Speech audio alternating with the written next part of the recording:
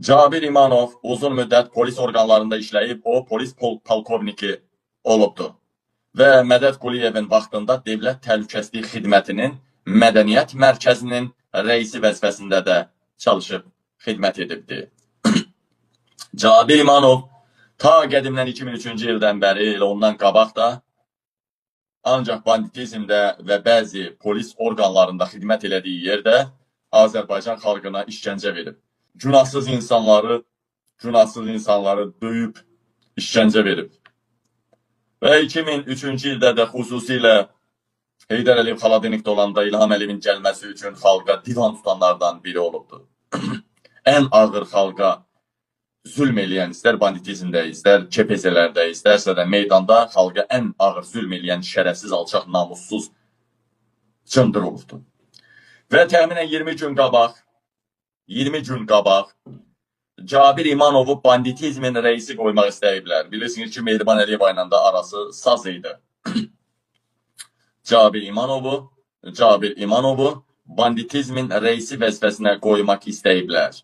Yəni, yəqin ki, Mehriban Əliyeva istəyib. O buna görə Vilayət Eyvazovun qəbulunda olubdu 20 gün qabaq.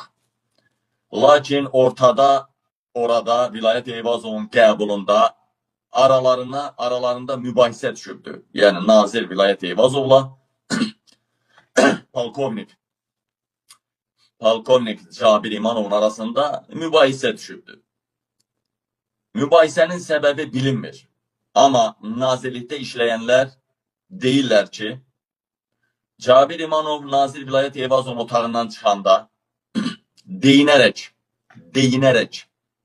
bunu deyirmiş. Deyinərək dodağın altında bunu deyirmiş. Bezmişəm bunların əlindən, işləri ancaq şantaj etməkdir. Bezmişəm bunların əlindən, işləri ancaq şantaj etməkdir.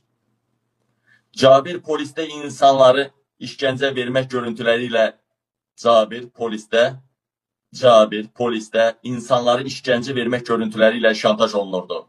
Yəni, bilirsiniz də, bu hələ meydanda olanları siz görmüsünüz. Amma polis KPZ-lərində Cabir necə insanları soyundururdu, başına nə oyun açırdı. Bax, o görüntülərlə Cabir şantaj edilirdi. İndi o görüntülər ortaya çıxsaydı nə olacaqdı? Hamı Cabirin arvadını, uşağını, qızı gəlini varsa, ölüsü, dirsamsı söyəsiydi, elə deyilmi?